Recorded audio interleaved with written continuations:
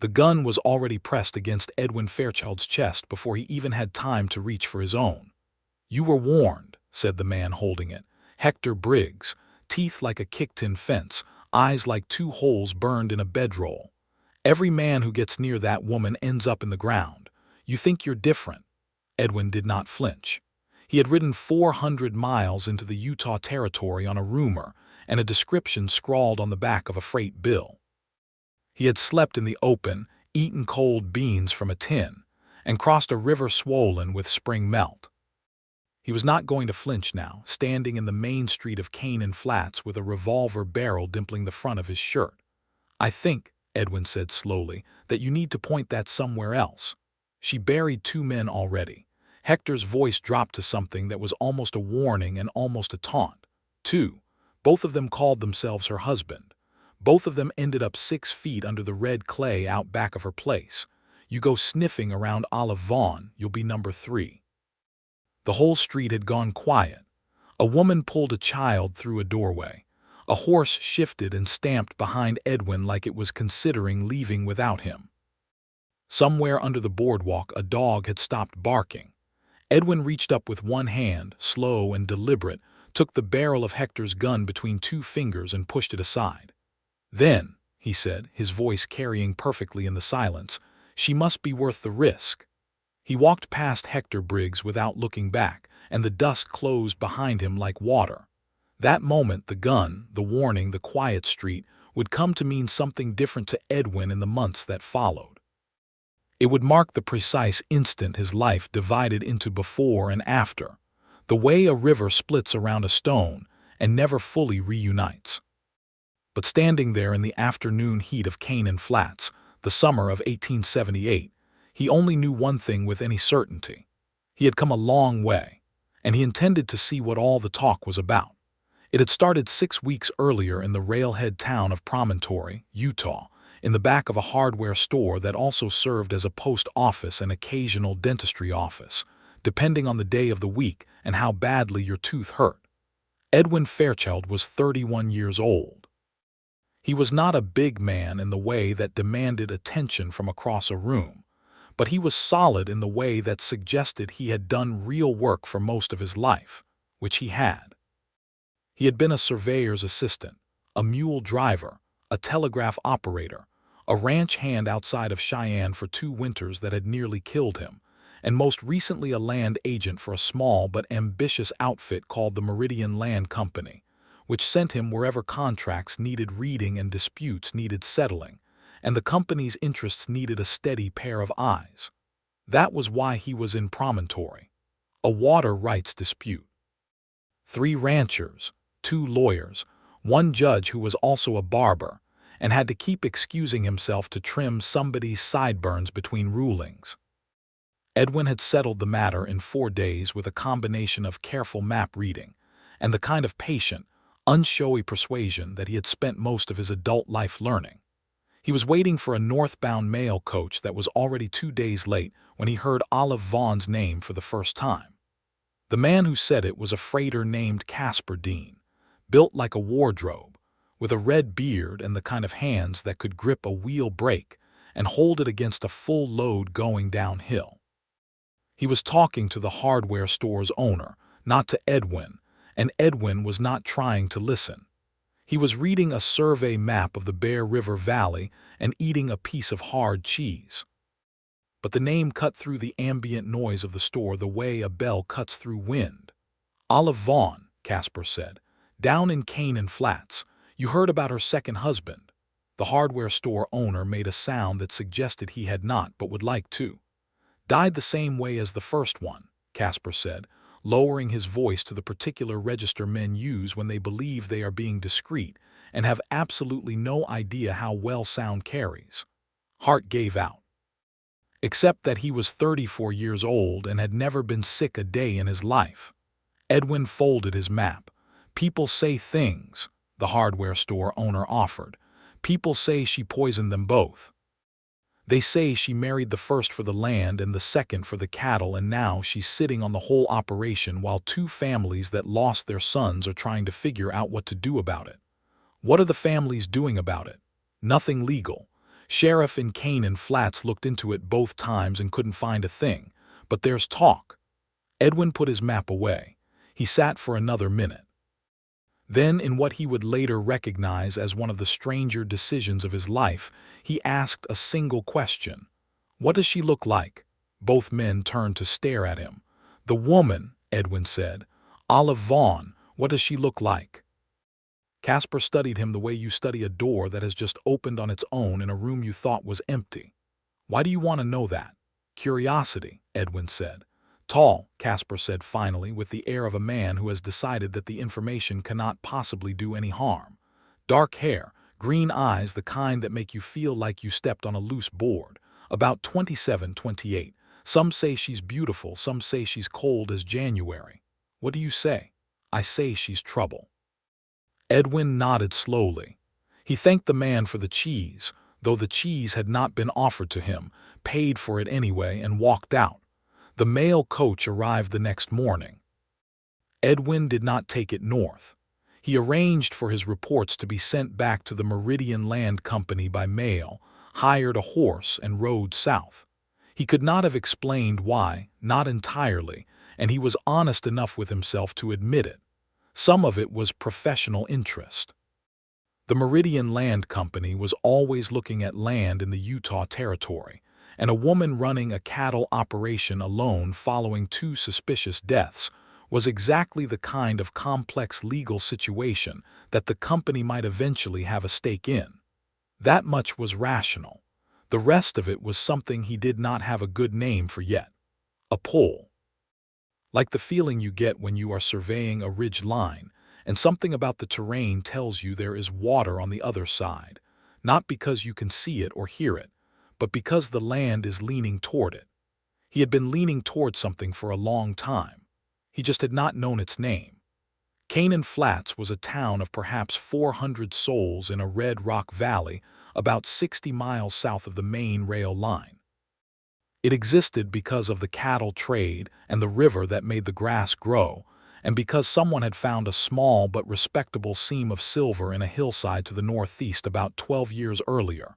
And towns, once established, tend to persist even after the immediate reason for them has diminished. Edwin rode in on a Tuesday in late June of 1878. The heat was extraordinary. The sky was the particular shade of blue that you only see at altitude, deep and slightly violent, like the color of something held under pressure. He tied his horse at the post outside the Canaan Flats General Store and went inside to ask about lodgings. He was directed to a boarding house run by a widow named Mrs. Aldis, which offered 2 meals a day, a private room, and the implicit understanding that guests would not bring liquor or women onto the premises, an understanding that Edwin had no difficulty agreeing to. He spent the first evening asking careful, oblique questions. He was good at this.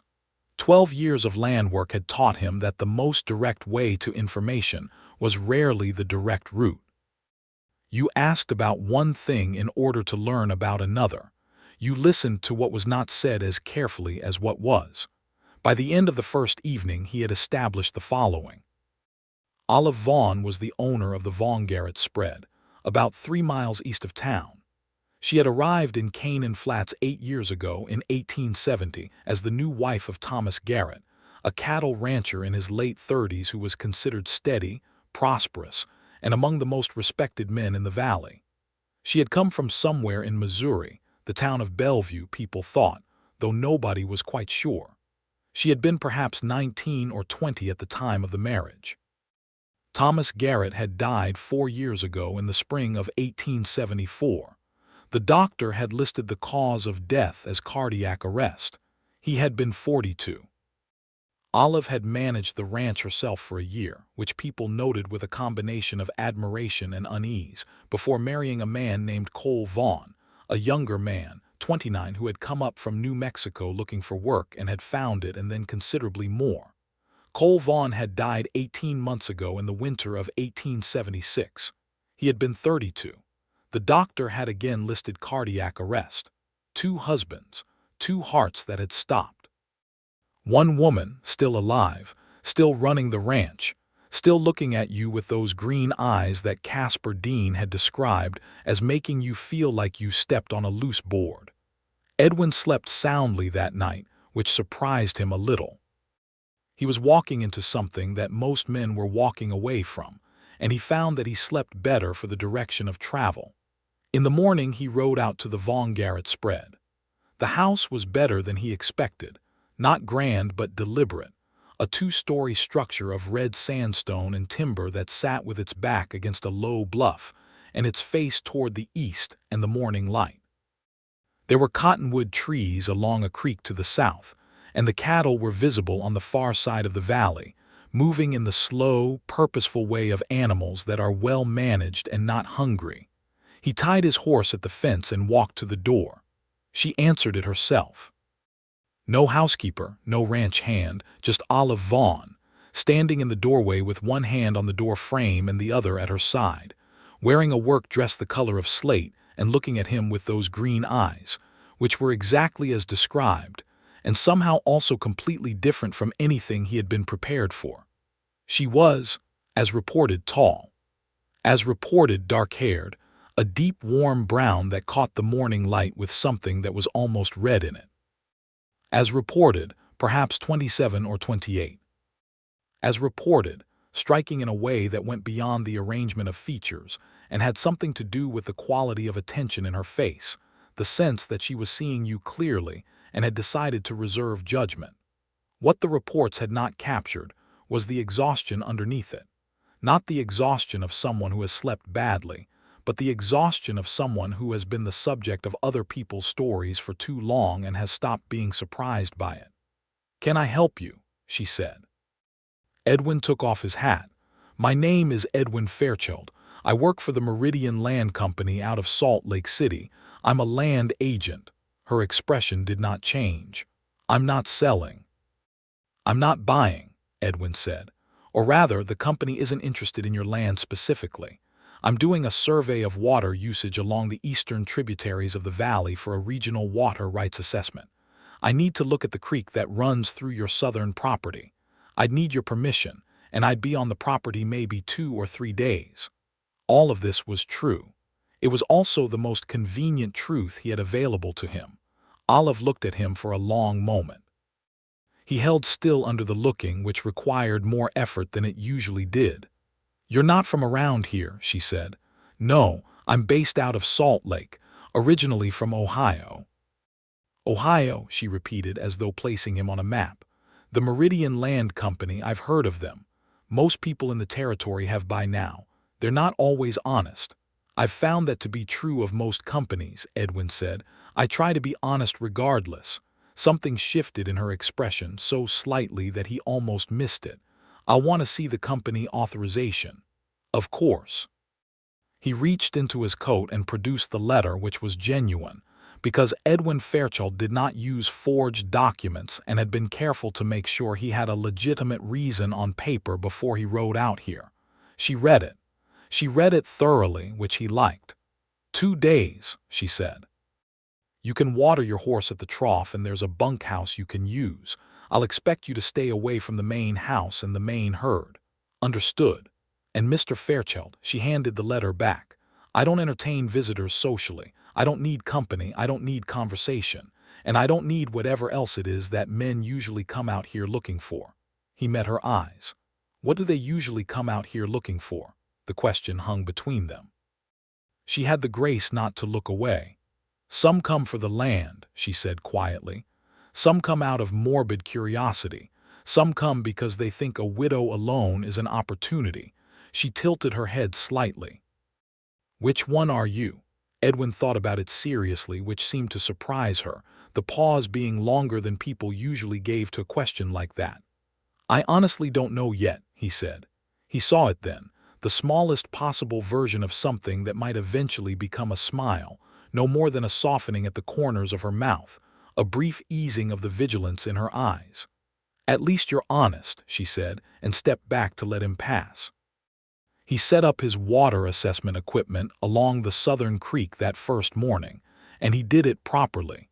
He was not using the survey as a pretext to linger near the house. He moved 2 miles downstream to where the creek bent around a stand of willows, and he set his measuring stakes, and he recorded the flow rates and the water table indicators with the same care he would have given to any legitimate assignment, because he was, in fact, conducting a legitimate assignment, and because shoddy work offended him regardless of context. He did not see Olive Vaughn again until the late afternoon.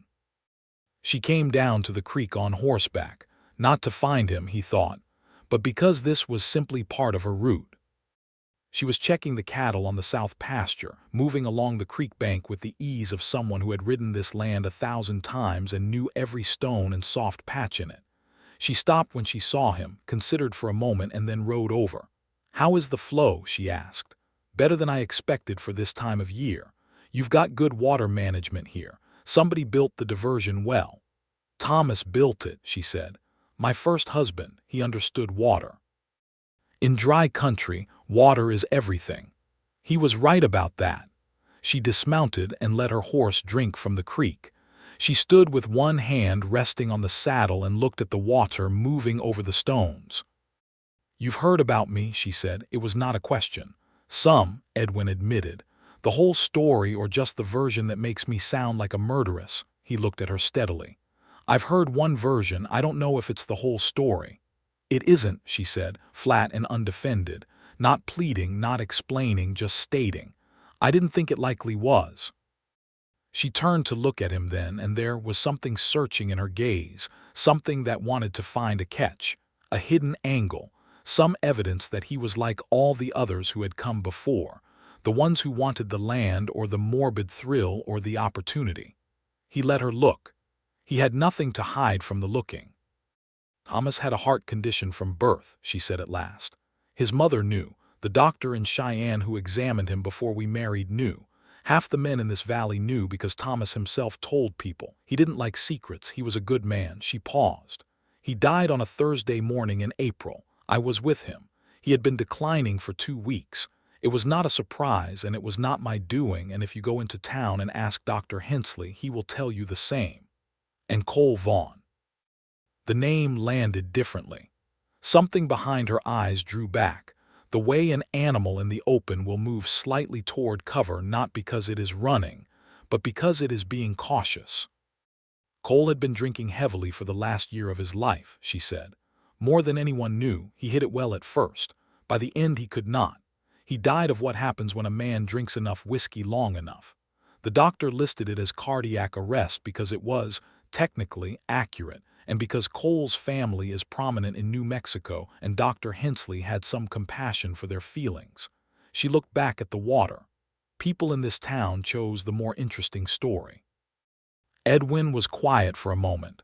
He was thinking about the weight of what she had just said, not the content but the way she had said it. No trembling, no over-explanation, no reaching for his sympathy. Just the truth set out like items on a table. "That must be very lonely," he said. She looked at him again, sharp this time, like he had said something unexpected. "Yes," she said, after a moment that stretched long enough to mean something. "It is." She remounted her horse in one clean motion and rode back toward the pasture without another word. Edwin watched her go.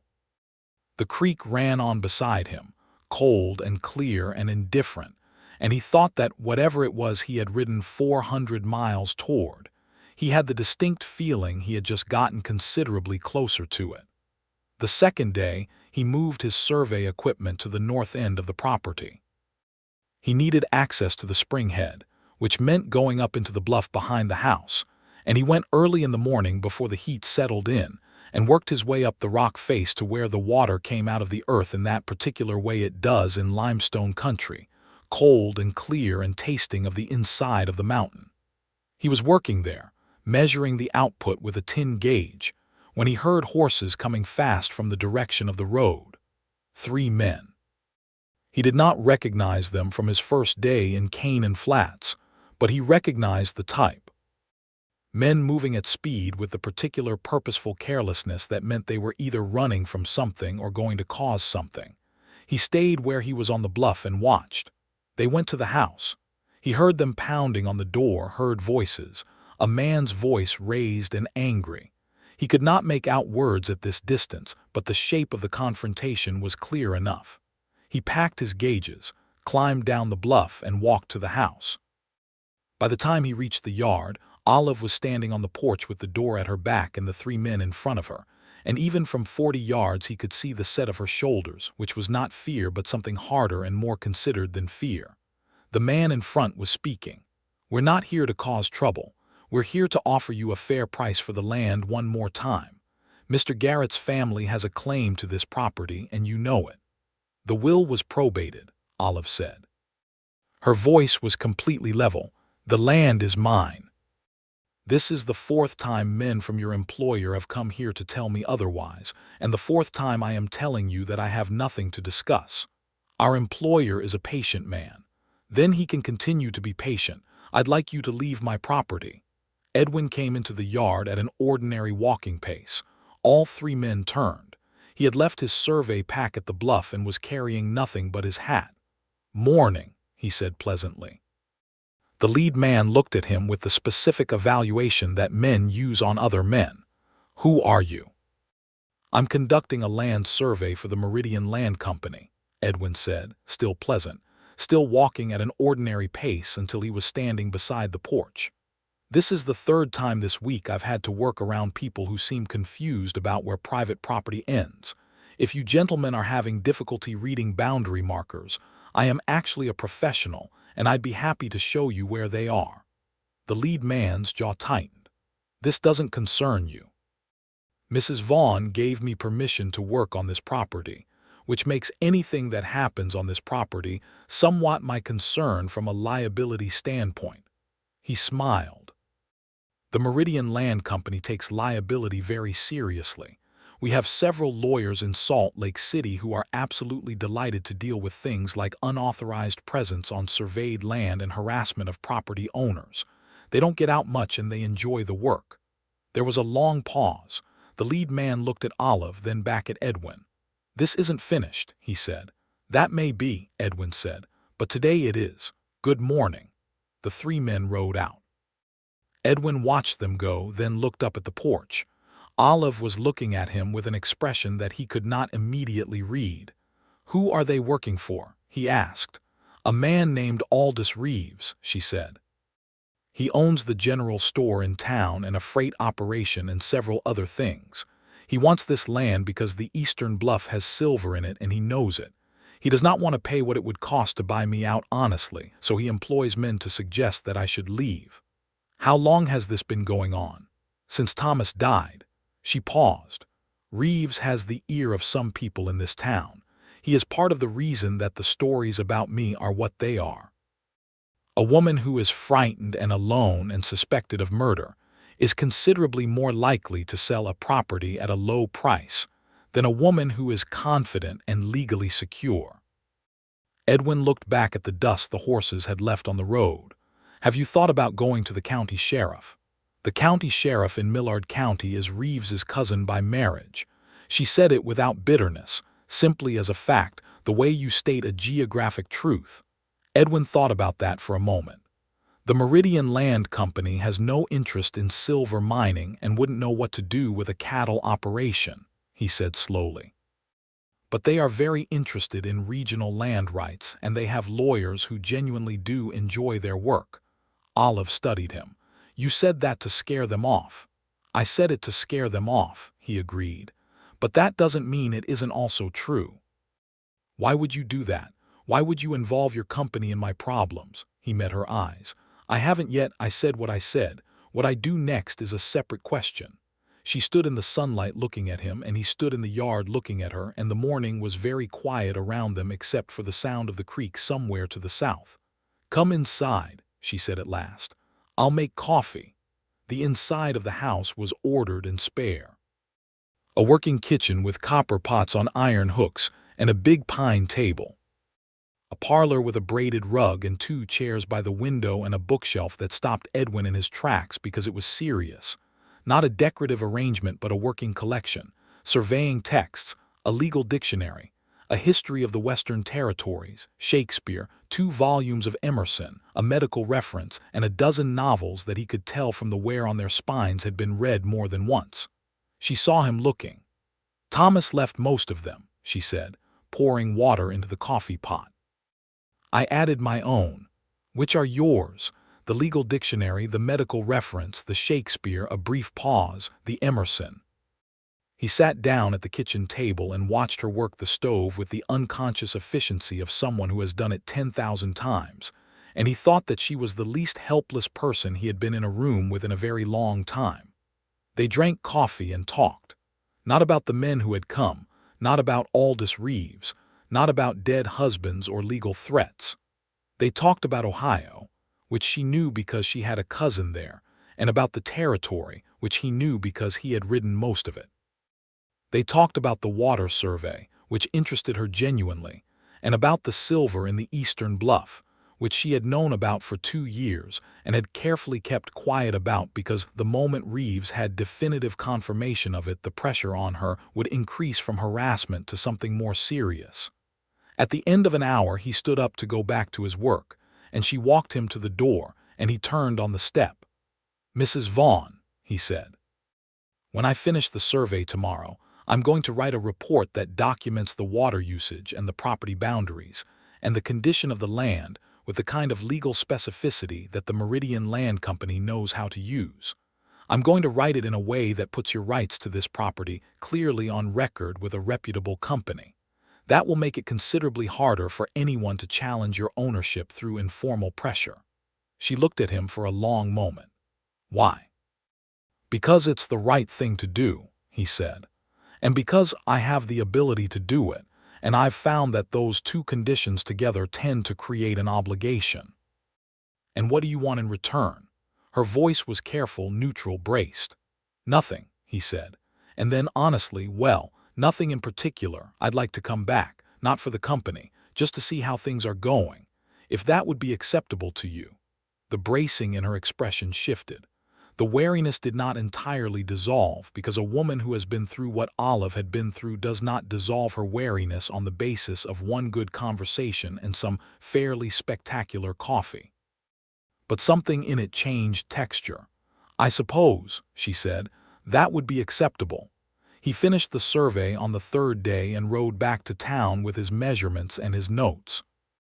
He stopped first at the general store and spent 20 minutes looking at various items he did not need with a great deal of apparent interest, and in doing so confirmed that Aldous Reeves was a stocky man of about 50, with the particular air of someone who has become accustomed to getting what he wanted in a limited radius, and has made the error of confusing radius for scope. Reeves recognized Edwin from the description his men had given. Edwin could see it in the slight change in posture, the sharpening of attention. "You're the surveyor," Reeves said. "Land agent," Edwin corrected mildly.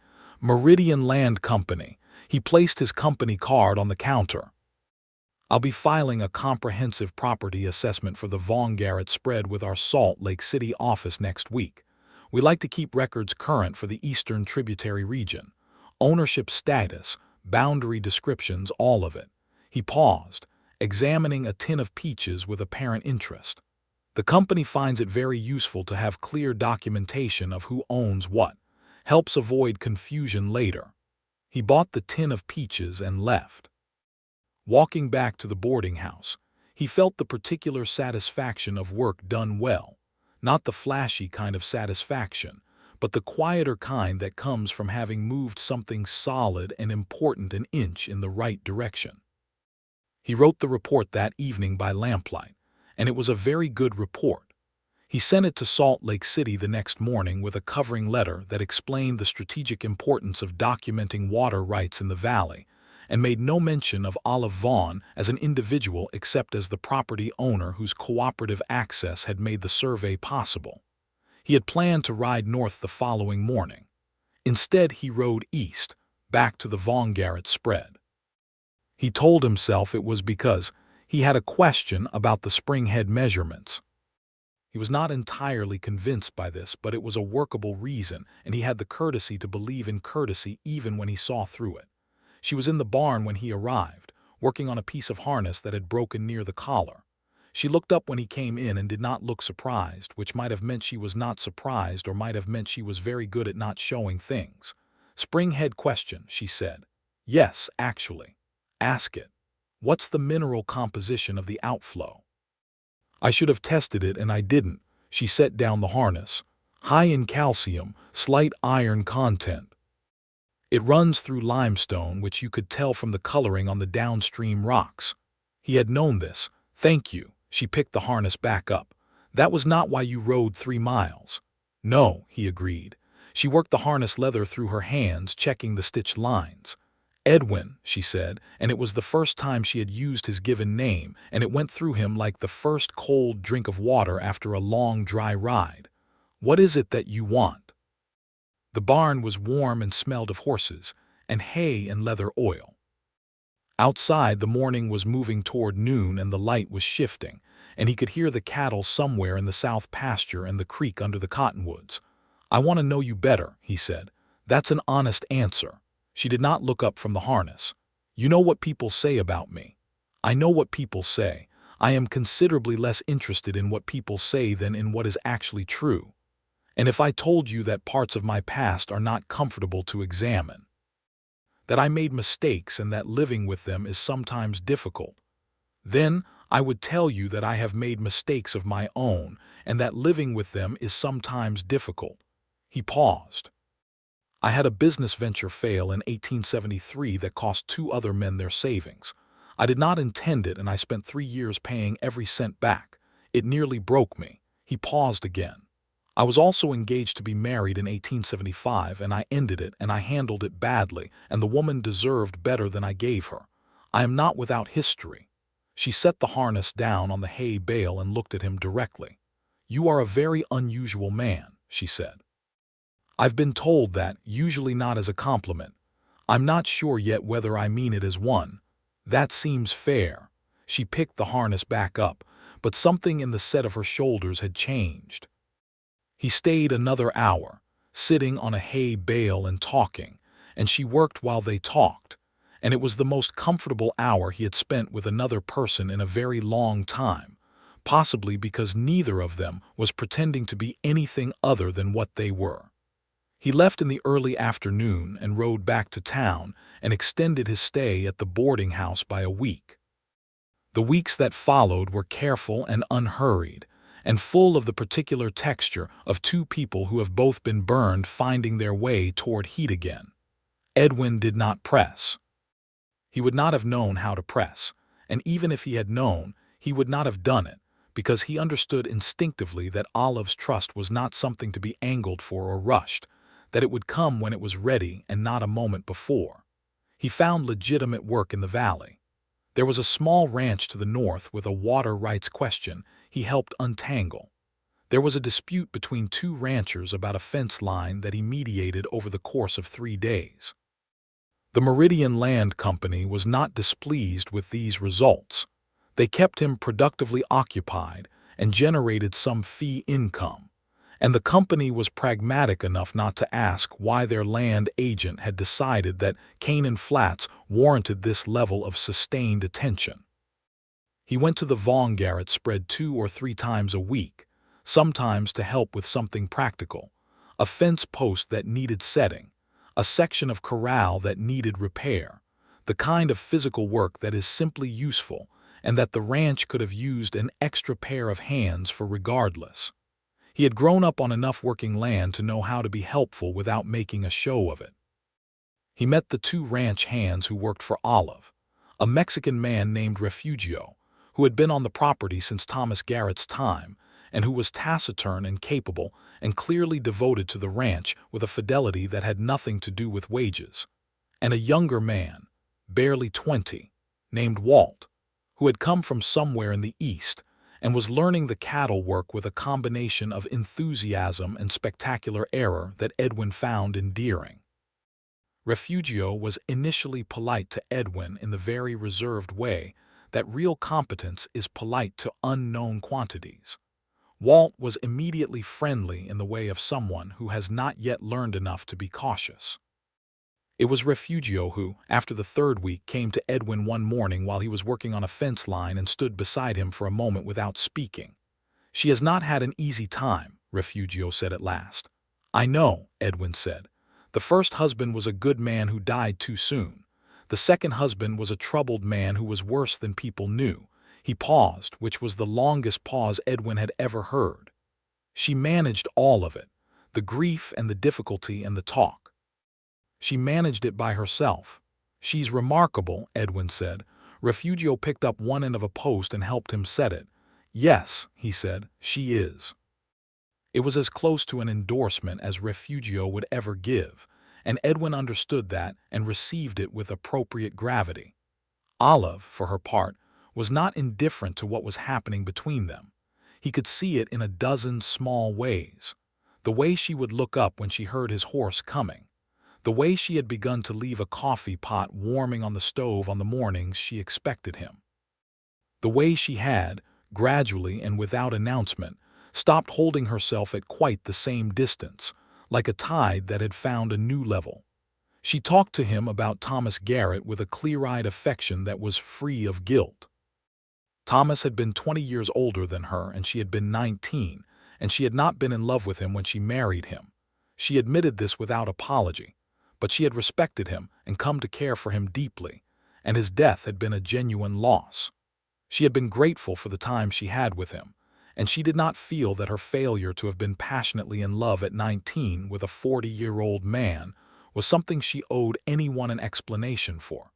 She talked about Olive Vaughn less easily. Cole had been charming and handsome and had seemed, when she met him, like something straightforward. A young man who worked hard and laughed easily and looked at her without the complicated regard that men usually brought to a widow with property. She had not loved him either, she said, and this time there was something in the admission that cost her more. She had liked him and she had thought that was enough, and she had been wrong, and his drinking had been something she had not seen coming and had not known how to address once she did, and watching someone decline like that, slowly and with full visibility and with nothing you could do to stop it, was something she would not easily describe. "Do you feel responsible for him?" Edwin asked once. She was quiet for a long time. They were sitting on the porch in the late evening, watching the light go out of the sky in colors that should have been impossible but were simply Utah. "I feel I should have seen it sooner," she said at last.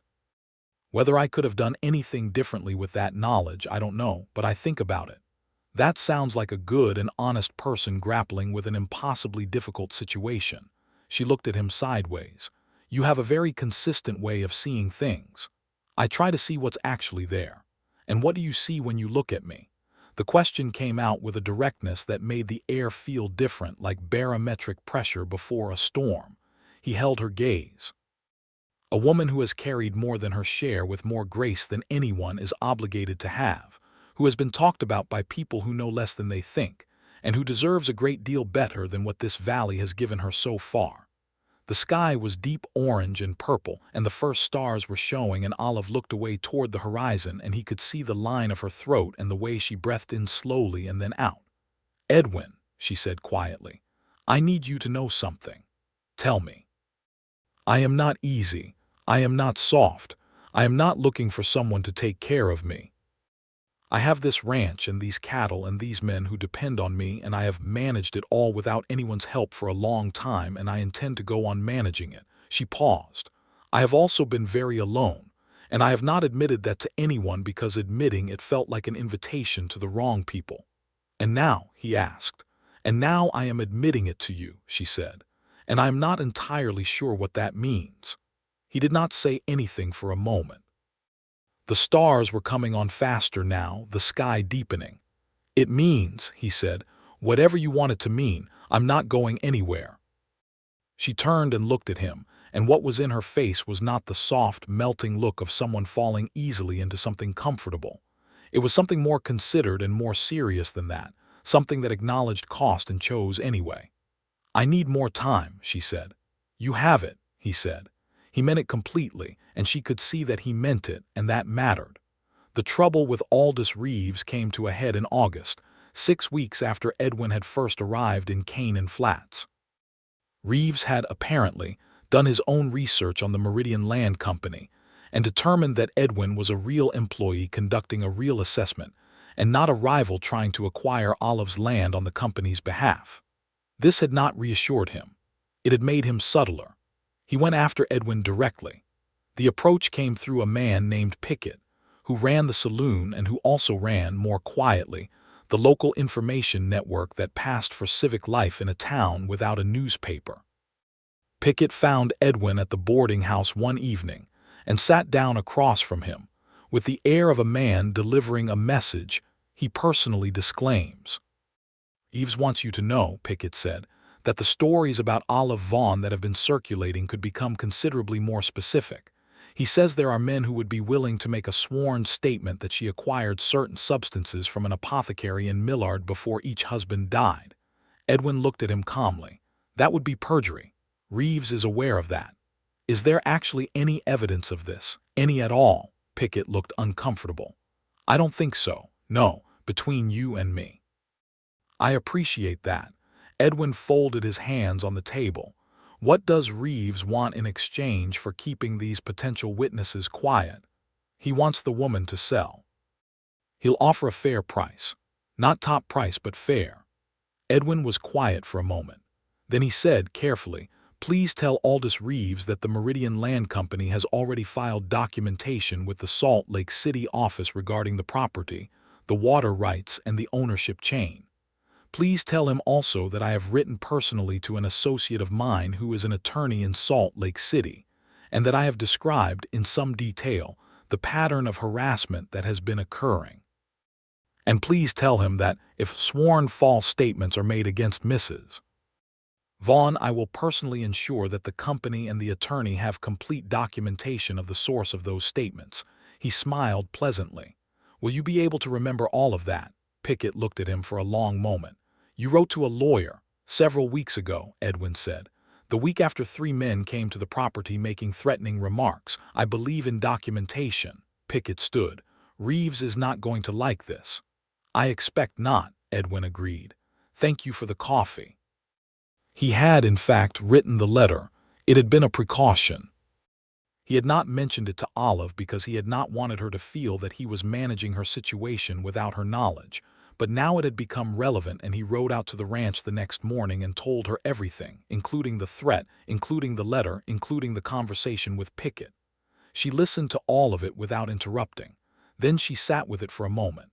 "You wrote to a lawyer on my behalf," she said. "I should have told you when I did it." "Yes," she said. "You should have. I don't like people acting on my behalf without my knowledge." "I understand. I'm sorry." She was quiet again. He waited. "But it was the right thing to do," she said finally. "And now it's useful, so," she breathed out. "What else do you think we should do?" The "we" was the first one she had used, and it landed in the space between them like something that had been a long time in the air and had finally found its place. He noticed. He did not comment on it. He answered the practical question, and they planned together, and the planning was equal and practical, and there was something in the doing of it together, the sitting at the table with paper and a pen, and the working through of a problem, that was more intimate than most things.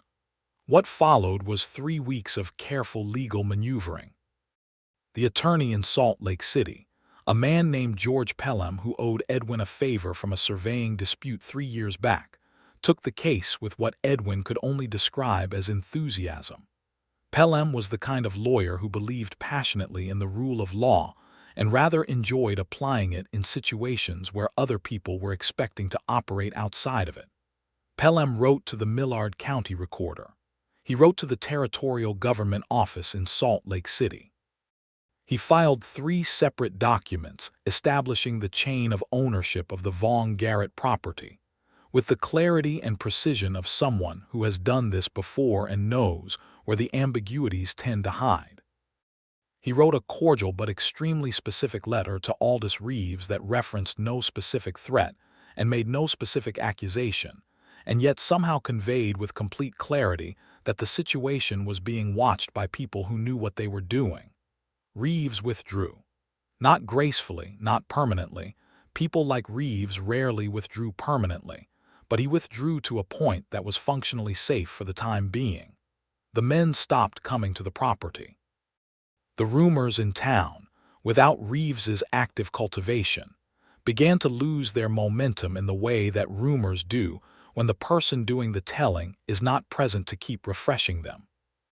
And in the space that opened up when the pressure came off, Edwin and Olive found something they had not quite had before: ordinary time.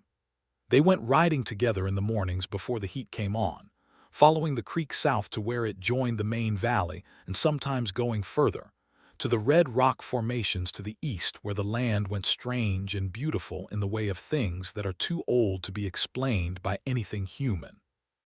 They talked about everything and nothing, the way two people do when the talking has stopped being polite and become something more like breathing, necessary and unconscious and good. He found out that she had taught herself to read surveying maps from Thomas Garrett's library and could look at a topographic drawing and see the landscape it described with unusual accuracy. He found out that she had strong and well-reasoned opinions about cattle management and water rotation and the economics of ranching in a territory where rain was never guaranteed. He found out that she could quote Shakespeare at length and that she found it funny rather than solemn, which was a view of Shakespeare he had not previously encountered and which struck him as being probably correct. She found out that he had been drawing maps since he was 12 years old and that he still did it for pleasure, that his notebooks were full of hand-drawn maps of places he had been, rendered with the care of someone who believed that recording the shape of a thing was a form of love. She found out that he was a genuinely patient man, not the performed patience of someone waiting for the right moment, but the real kind, rooted in a genuine comfort with time. She found out that he was funny, quietly and consistently funny, in the way that people are when they find the world genuinely amusing and are not trying to be impressive about it. She also found out, one evening in September when a sudden September storm came through the valley with the particular ferocity of high desert weather, that he was not afraid of being wrong. They had been in the barn when the storm hit, checking on a horse that had developed a slight lameness in its off-front leg, and the rain had come down so hard and fast that leaving was not an option, and they had sat down on hay bales to wait it out. The lightning was doing extraordinary things to the sky, and the thunder was rolling around the valley walls like something that could not find a way out.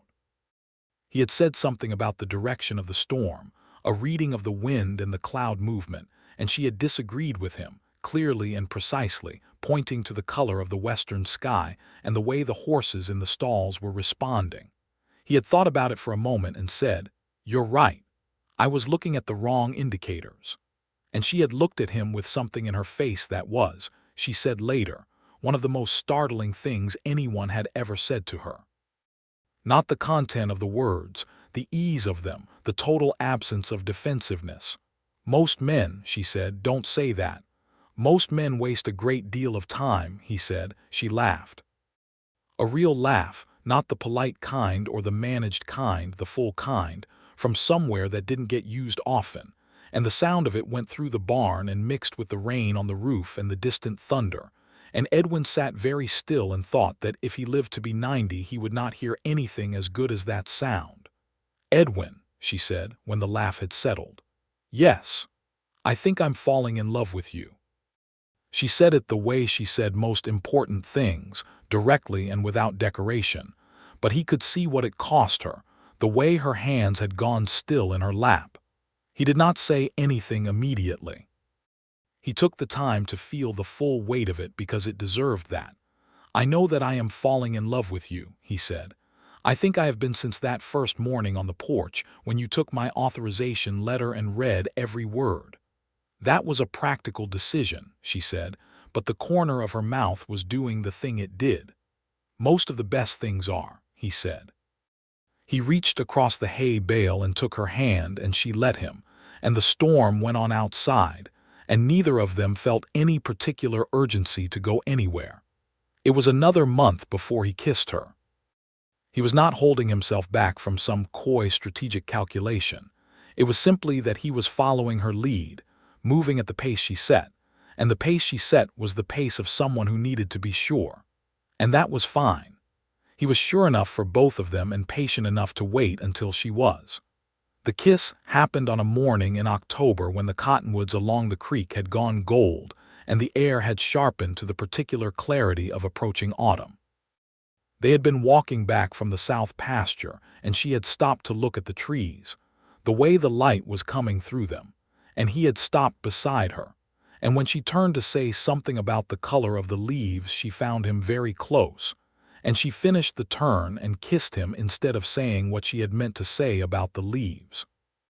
It was a question of a kiss, which he answered, and then there was a longer answer, and the cottonwoods stood around them throwing their gold light, and neither of them had anything to say about leaves for quite some time. He asked her to marry him in November, on the porch in the evening, with the stars coming on in that extravagant way they have in the high desert where there is nothing between you and the sky. He did it properly, which is to say that he had been thinking about how to do it for several weeks, and had concluded that the only way to do it properly was to do it honestly, so he said everything that was true. He said that he loved her, and that the love was not a small or convenient thing but a complete and decided thing, that it had found him in spite of himself, and that he had stopped being surprised by it and started being grateful. He said that he was not asking her to need him, that she had managed her life and her land and her dignity through more than most people ever faced, and that he was not arriving to be her rescuer, that he had no interest in a woman who needed rescuing and considerably more interest in a woman who needed a partner. He said that he wanted to be that partner, for the ranch and the decisions and the hard weather and the ordinary days, all of it. He said that he understood that her past had made trust a complicated proposition, and that he intended to spend however long was necessary proving himself worthy of hers. Olive was quiet for so long after all of that that he began to consider the real possibility that he had, somewhere in the length of that speech, said something wrong. "Edwin," she said at last, "yes. You can stop making your case. I made my decision about 10 minutes in." He blinked. "Ah, yes," she said. "My answer is yes." He had a ring. He had purchased it in Salt Lake City in October, on the basis of a quiet but firm optimism that he was willing to stand behind regardless of outcome. It was a simple gold band set with a small green tourmaline stone because he had looked at every ring in the shop, and this was the only one that seemed like Olive, functional and beautiful and uninterested in pretense. She held out her hand and he put it on her finger, and it fit as though someone had measured for it, which nobody had, and she looked at it in the starlight for a long moment. "Green," she said. "Your eyes are green," he said. She looked up at him. "You noticed that the first time." "I noticed that the first time," he agreed. They were married in December of 1878 in the Canaan Flats Church, which was a simple building of whitewashed wood, and had a minister who was also a blacksmith, not unusual in towns of that size in the territory. The minister married them with the directness of a man who has more to do in the afternoon, and believes that brevity is not incompatible with sincerity. Refugio came. Walt came, wearing a collar that was clearly strangling him and appearing extremely proud of himself for tolerating it. Mrs. Aldous from the boarding house came, bringing a cake that was somewhat denser than intended but entirely good. George Pelham had sent a letter of congratulation from Salt Lake City. Dr. Hensley came and shook Edwin's hand with a warmth that indicated he was genuinely pleased. Hector Briggs did not come, but he tipped his hat to Edwin from across the street when Edwin rode past him on the way to the church, which was more than Edwin had expected, and rather more than Hector's character strictly warranted. Aldous Reeves did not come, and was not expected to, and his absence was the absence of a problem rather than the absence of a person. That evening, with the valley under the first snow of the year, soft and quiet and covering the red rock in white that caught the moonlight and gave it back doubled, Edwin and Olive sat by the fire in the house that was now his as well as hers. And the fire was warm and the snow was falling, and the world outside was the particular silence that snow makes. Not absence of sound, but the gentling of it, everything smoothed. "I want to tell you something," Olive said. He was beside her on the bench in front of the fire, her shoulder against his, her hand in his. He turned to look at her.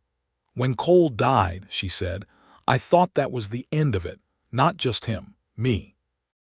I thought I was done with things, with hoping for things." She was looking at the fire. "I managed the ranch and I kept going because the ranch needed me to keep going and because I don't know how to do anything else. But I thought that was all it would be, just the managing, just the keeping going. And now," he said. She turned and looked at him, and her face in the firelight was the most beautiful thing he had ever been close enough to see clearly. And the beauty of it was not separate from what he knew of her, her toughness and her grief and her laughter and her stubbornness and her extraordinary mind. It was all of it together, indivisible. "And now," she said, "I am very glad that a land agent from Ohio with entirely too much patience for his own good rode 400 miles into the Utah Territory on what was essentially a rumor. I had a legitimate survey to conduct," he said. "You extended it by 6 weeks. The water rights situation was very complex." She smiled. The full smile, the one that started with the eyes. "Edwin." "Yes." "Stop talking," she said, and kissed him. And the fire crackled and the snow fell on the valley and on the red bluffs and on the cottonwoods along the creek, white and clean and transforming everything it touched. The winter was long and good. Edwin moved his work arrangement with the Meridian Land Company from field agent to regional consultant, which meant he could work from Canaan Flats and make trips to Salt Lake City several times a year, rather than living out of saddlebags across the territory. He set up a proper office in one of the rooms of the house and worked with the care and method that had always characterized his work. And Olive would occasionally come in and look over his shoulder at maps and offer opinions that were consistently useful. She was teaching him cattle management, systematically and without condescension. He was learning it with the same application he brought to everything, seriously and with genuine interest. Because cattle management in that valley was a real and complex discipline, and he had too much respect for real and complex disciplines to approach them casually. They fought twice that winter, real fights, not the carefully managed disagreements of people who are still performing politeness with each other. Once about money, specifically about whether to invest in expanding the herd or in repairing the bunkhouse roof, which was leaking in 2 places. The bunkhouse roof position was Edwin's. He felt that Refugio and Walt deserved a dry place to sleep. Olive's position was that 3 lean years in a row made herd expansion the critical priority. They argued for 2 days, each of them committed to their position, and in the end they did both, finding a way to finance both by deferring a piece of fencing that could reasonably wait until spring, and the solution was better than either of their individual positions had been. This outcome pleased Edwin considerably, and he thought it was probably a useful model for the future. The second fight was harder. It was in February, on a night when the temperature had dropped to something that made the house creak and the fire not quite enough, and Edwin had said something, not carelessly but imprecisely, about what Olive's life had been before he came, and it had landed wrong, implying a judgment he had not intended. She had gone very still in the way she went still when something had hurt her, not the stillness of someone subdued, but of someone who is deciding what to do with an injury. He had caught his error within seconds. "That came out wrong," he said immediately. "I meant something different. I don't judge any of it." "I know you don't," she said, "but it still sounded like you did." "You're right, I'm sorry." She had looked at him for a long moment. "I spent 8 years being judged for things that were not my fault. I know the difference between judgment and accident. I know which this was." A pause, "but it still stings." "That's fair. It is fair," she said, "and it will probably happen again. Words will come out wrong. I'll mishear things. We'll get it wrong sometimes." "We will," he agreed, "and we'll fix it." "Yes," she said, We will. By spring, they had reached the kind of equilibrium that is not the absence of difficulty, but the presence of a working system for navigating it. And Edwin thought this was the most valuable thing two people could build together, more valuable than affection, which was easy to feel but not easy to sustain, and infinitely more valuable than the romantic idealization that he had sometimes seen young people mistake for love. What he had with Olive was not easy. It was better than easy. It was real. In April of 1879, Olive told him she was expecting a child. He heard the news standing in the kitchen door with his coat still on and his hat in his hand, and the news hit him the way very large true things hit you, not like a shock but like a recognition, as though some part of him had been expecting this and was now simply receiving confirmation. He crossed the kitchen in 4 steps and took her face in both his hands with a care that surprised him with its intensity and looked at her. "Are you all right?" he asked. "Are you well?" "I'm fine," she said. And then, because she was Olive, "I'm more than fine.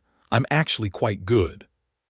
He laughed, and the laugh was not quite steady, and he pulled her close and stood there in the kitchen with his coat still on, holding her. And she let herself be held, which was not always the case and was therefore the more precious for it.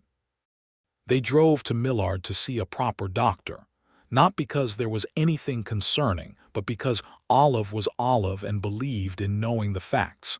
And the doctor examined her and confirmed that everything was proceeding exactly as it should, and that the baby was expected in November. They came back on the road through the Red Valley in the late afternoon, and the light was doing what Utah light does, turning everything amber and deep, and Olive was sitting beside him on the wagon seat, and she put her head on his shoulder in a way she rarely did in situations where there were things to look at and attend to, just leaned her head there and closed her eyes for a moment. "Edwin," she said. "Yes, I'm happy." She said it the way she said things that were true but expensive, with the awareness of what it had cost to get there. "I wanted you to know that, specifically and deliberately. I am happy." He turned his head and pressed his lips to her hair. "So am I," he said. "More than I knew how to want." The summer of 1879 brought changes to Canaan Flats that Edwin observed with interest. A school opened, funded in part by the Meridian Land Company's Regional Development Fund, a fact that Edwin had had a significant hand in engineering. A second doctor arrived, a younger man from Colorado, which meant that Dr. Hensley, who was 71 and increasingly fond of his rocking chair, could rest somewhat more. The main road into town was regraded, and a proper bridge was put over the creek crossing that had been a hazard every spring for 15 years. Aldous Reeves, who had been watching these developments with displeasure, made one final attempt in July to pressure Olive. He had found a lawyer of his own, a man from Denver who arrived with a briefcase and a set of documents claiming a technicality in the original probation of Thomas Garrett's will. Edwin read the documents over breakfast, twice, with the focused attention of someone who has read several hundred legal documents and knows exactly what he is looking at. "This is," he said carefully, "the most elaborately constructed piece of nonsense I have encountered in 12 years of land work." "Is it dangerous?" Olive asked. "It would have been 4 years ago before the documentation we filed. Now it is a very expensive piece of nonsense that will cost Reeves considerably more to pursue than it will benefit him." He put the documents down. "George Pelham will enjoy responding to this. I'll write to him today." George Pelham did enjoy it. He responded to the Denver lawyer's filing with a counterfiling that was 60 pages long and referenced 47 separate precedents and 3 territorial statutes, and was, by all accounts, a masterpiece of its kind. The Denver lawyer looked at it, billed Reeves for his time, and advised him to find a different piece of land to want. Reeves did not speak to Edwin or Olive again after that. He sold the general store the following spring and moved to Nevada, which was his right, and which Canaan Flats accepted with the equanimity of a town that has other things to think about. In November of 1879, Olive gave birth to a boy. He was born on a Sunday morning with the valley under the first snow of the season again, which Edwin found appropriate in a way he could not entirely explain. The new doctor from Colorado was there, and Refugio and Walt were in the barn being as close as they felt they could appropriately be, and Mrs. Aldous, who had appointed herself the delivery authority regardless of anyone's feelings on the matter, was in the bedroom. Edwin held his son for the first time in the kitchen, wrapped in a wool blanket, small and red-faced and absolutely furious about being in the world, and the fury seemed to Edwin to be a sign of very good character, and he held the boy, and thought that nothing in 12 years of riding the territory and settling disputes and reading maps, and doing all the necessary things that make up a life had prepared him for this, the specific weight of this, the specific fact of this small and raging person. Olive was resting. Edwin sat by the window with his son and watched the snow fall on the valley, the same snow that had fallen on their wedding night a year ago, and the world outside was quiet and white and full of possibility. They named him Thomas Edwin Fairchild, the Thomas for the man who had built the ranch and the diversion and had been kind to a young woman from Missouri, and the Edwin because Olive said she had been debating it for months and could not find a better name. Thomas was, from the first week of his life, a person with opinions. This manifested initially as opinions about sleeping, which he held infrequently and at inconvenient times, and opinions about food, which he held frequently and loudly. By 6 months it was clear that he was intensely interested in everything, that his eyes followed movement with the focus of someone who considers observation a primary activity, that he reached for every object within reach with a philosophical thoroughness that suggested he intended to understand the world by physical examination of all its components. "He's going to be trouble," Edwin said, watching his son methodically attempt to deconstruct a wooden spoon. "He's going to be fine," Olive said. She was reading at the table, one eye on Thomas. "He's curious. Curious children are the best kind. They are also the most exhausting kind." "Yes," she agreed, and smiled without looking up from the page. The years that followed moved with the particular combination of sameness and change that makes up a working life, each year similar in structure to the last and entirely different in content. The ranch grew steadily. Refugio stayed, promoted in everything but titled to a genuine foreman role that he discharged with the same quiet competence he brought to everything. Walt, to everyone's surprise including his own, turned into an excellent cattleman and eventually married a girl from Millard, and built a small house on the north end of the property and became, in the way of places like this, part of the extended definition of the Vaughn Garrett family. Edwin continued his consulting work with the Meridian Land Company, traveling to Salt Lake City several times a year and occasionally further, but always coming back. The coming back was never a question.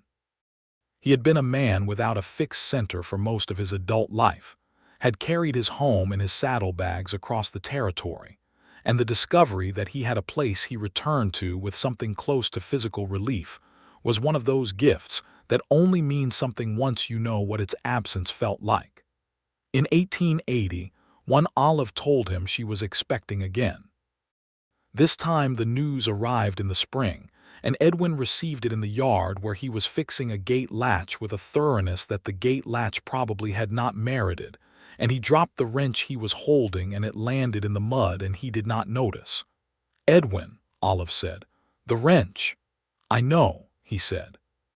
He left the wrench in the mud and walked to her and took her hands in both of his. "How do you feel?" "Well," she said, "I feel very well." "Good," he said, "good. You're going to have to pick up the wrench eventually." "I know," he said, "in a moment."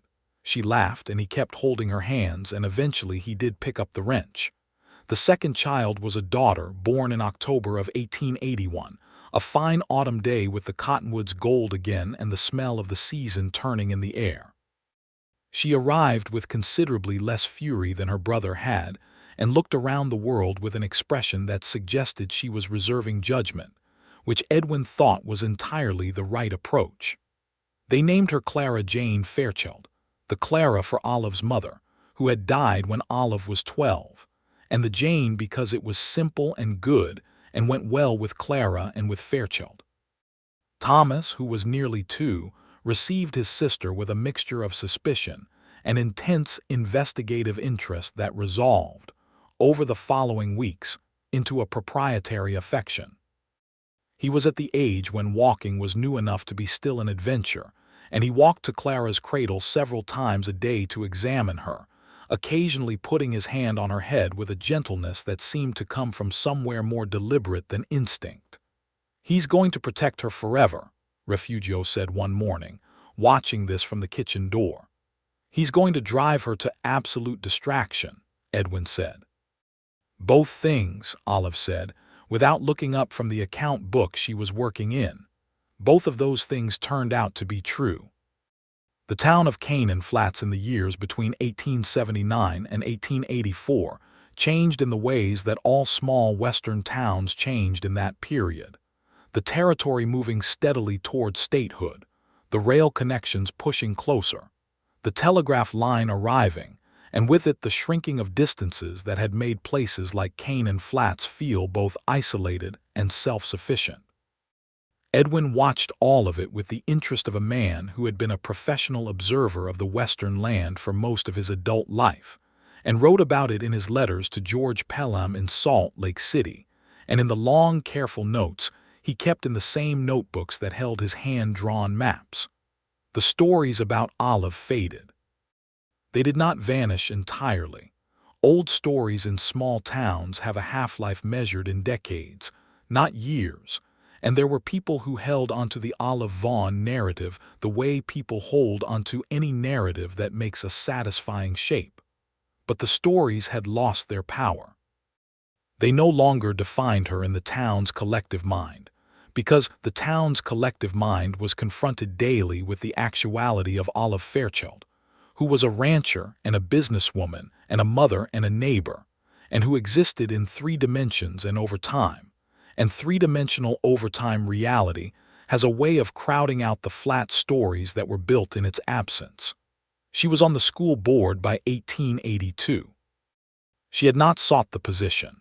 She had been asked, and she had agreed with the pragmatic brevity of someone who sees a job that needs doing and is equipped to do it.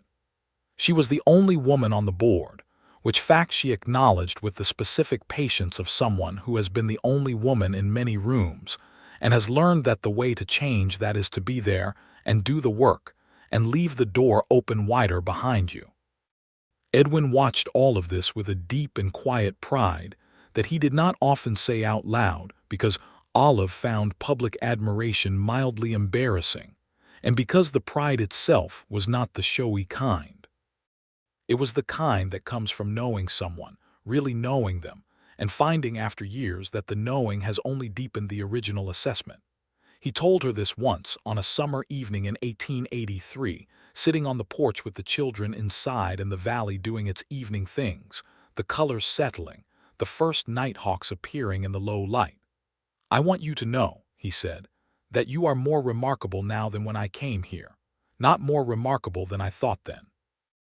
More remarkable than you were then because you've kept going and adding to yourself." She looked at him sideways. "That's a very peculiar compliment. I'm a peculiar man." "You are," she agreed. "You really, genuinely are. Is that a complaint?" She looked at him for a long moment with those green eyes that he had been looking into for 5 years and that still had the quality of making him feel like he was seeing something important. "No," she said. "It is absolutely not a complaint." He reached over and took her hand, and they sat on the porch in the evening, and the nighthawks did their swooping work above the pasture, and the valley turned from amber to rose to the deep blue of approaching dark. In 1884, Edwin left the Meridian Land Company entirely. It was not a difficult decision. It had been coming for some time, the logic of it accumulating the way good decisions accumulate, not in a single moment, but in the weight of 100 small awarenesses. He had enough consulting work in the territory to sustain an independent practice. He had the ranch to contribute to. And he had reached the point, he told George Pelham in the letter announcing it, where the idea of living out of saddlebags to attend to someone else's land interests seemed considerably less interesting than the idea of attending to his own. His own. That phrase still gave him something when he said it or wrote it or thought it. His own land, his own work, his own family in the house by the bluff with the creek to the south, and the cottonwoods going gold every October and the cattle in the valley. The silver in the eastern bluff had, by 1884, become a matter of public record. 3 different mining outfits had approached Olive about leasing rights. She had negotiated those conversations with the composure and precision of someone who had spent several years learning exactly what land was worth and why, and had arrived at an arrangement with a respectable outfit from Denver that paid fair royalties and required environmental commitments that were unusual for the era, but that Olive had insisted upon, and that the mining company had accepted because she had clearly done her research and was not going to be moved. Edwin had reviewed the contract. It was excellent. He had told her so, and she had thanked him without excessive modesty, because excessive modesty was not a quality she had any use for. The silver money, carefully managed, went into the ranch, into improvements that made the operation more efficient and more secure, and a portion of it went into an education fund for Thomas and Clara, because Olive had views about education that were not negotiable, and Edwin shared them entirely. Thomas, at 5, was already an interrogator of the first order. He wanted to know how things worked, and why things were the way they were, and what would happen if they were different. And Edwin answered these questions with the seriousness they deserved, because a child who asks serious questions deserves serious answers, and because he found, to his ongoing delight, that thinking through his son's questions often taught him things about his own knowledge that he had not realized he was missing. Clara, at 3, was quieter than her brother but more observant. She had Olive's quality of seeing clearly and reserving judgment, and she also had, which her brother did not in quite the same way, a precise and extensive memory for things that had been said and done, which made her, in Edwin's estimation, the more dangerous of the two in any future negotiation she might find herself in. He said this to Olive, and she had looked at him with amusement and something close to satisfaction. "Good," Olive said. "She's going to need it." "She's 3, Edwin pointed out. "That's when it starts," Olive said. He thought about his own beginning, about Ohio and the survey maps he drew as a boy and the long road that had brought him to this valley, and this house, and this woman and these children. He thought about the hardware store in Promontory and Casper Dean's voice carrying over the general noise, and the name that had cut through it. He thought about riding into Canaan Flats with the sun on the red rock, and the sky that deep, impossible blue, and Hector Briggs with his gun and his warning, and the decision that had taken him approximately 2 seconds to make. He thought about the first time he had seen Olive in the doorway of this house, reading his authorization letter with the thoroughness of someone who takes nothing on trust. He thought about all the things that had stood between that moment and this one, the legal battles and the small cruelties and the weight of other people's stories, and the 2 graves behind the property that held men who had been, in their different ways, part of her life, and were part of the land now.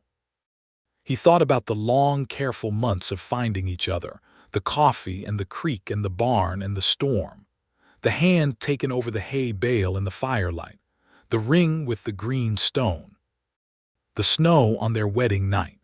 He was in the kitchen when he thought all of this, on an ordinary morning in the spring of 1885, with the sound of the children somewhere in the yard, and the smell of coffee on the stove and Olive moving somewhere in the upper part of the house.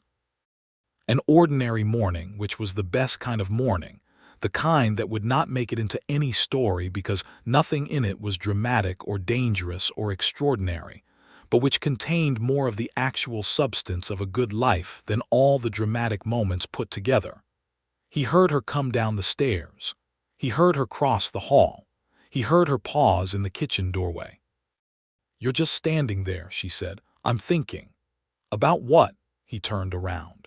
She was in the doorway in the morning light, her hair pinned loosely, her work dress on, a cup in her hand, looking at him with those green eyes in that clear and steady way she had looked at him since the very beginning.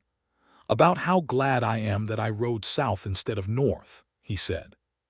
She crossed the kitchen and poured herself coffee and stood beside him at the window where they could see the yard and the two children, Thomas chasing something, Clara observing something, the old routine of them, and the valley beyond, green with the spring, the creek glinting in the morning light, the bluffs red against a sky that was beginning its daily performance. "I'm glad, too," she said. She was standing close enough that her shoulder was against his arm, and he could feel the warmth of her, the particular solid warmth that was the most familiar thing in his world, and he turned slightly and kissed the top of her head, and she stood still and let it happen and made a small sound that was not quite a word but meant something specific and good. "Edwin," she said. "Yes, I'm expecting again." He was still for a moment.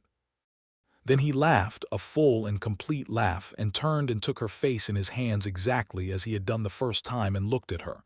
"You're sure?" "I am very sure. Dr. Patterson confirmed it yesterday." "And you're well?" "I am extremely well." Her eyes were bright with something that was amusement and more than amusement. "I thought you should know before the children figure it out. Thomas will ask 47 questions. 47 is probably conservative." "It is," she agreed. "I love him deeply." "So do I." They stood in the kitchen in the morning light with the spring valley spreading away from the window, and the children in the yard, and the coffee getting cold on the counter.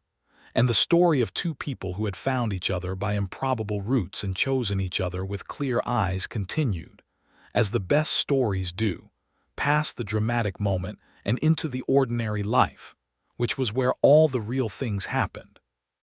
Thomas Edwin Fairchild was 7. Clara Jane Fairchild was 4. And the new one was coming in October, when the cottonwoods would go gold again and the air would have that edge to it, the edge of the season turning. Edwin did not know yet if it would be a boy or a girl. He found that he did not have a preference, which seemed to him entirely correct. He only knew that whatever came would be received the way Thomas had been received, and the way Clara had been received, with the full and uncomplicated weight of everything he had to give. He had ridden into this valley 6 years ago with a rumor and a description, and a pull he could not name, and he had found a woman who was more than any description, who was more than the stories told about her, who was more than the sum of her losses and her labor and her careful endurance. He had found someone whose mind and whose courage and whose laughter and whose green eyes and whose steady, chosen love had become the foundation of his life, with the thoroughness of something that was always meant to be there, and had only been waiting for the right moment to arrive. He had been told she had buried 2 husbands. He had said she must be worth the risk. He had been right, though risk was not quite the word he would have used now. The word he would have used now, standing in the kitchen with the spring coming in through the window and his wife beside him and his children in the yard and everything he valued in the world within the circle of this place, was not risk. The word was grace, unearned, undeserved, and absolutely complete. Outside, Thomas had apparently captured whatever he had been chasing and was now presenting it to Clara, who was examining it with her characteristic methodical precision. The creek ran along the south of the property. The cattle moved in the valley. Refugio was somewhere to the north checking the fence line. Walt was doing something with the horses. The sky was doing what it always did at this altitude and in this season, being more than anything that should reasonably be possible, deep and clear, and pressing down on the red rock and the green grass with the cheerful indifference of something that does not need to be witnessed to be magnificent. Olive reached down and took Edwin's hand, without looking at him, without saying anything. Just took it the way you take something that belongs to you, naturally and without ceremony. He held on. The morning went on around them. The valley held them in its old red hands, and everything at last and finally and completely was well.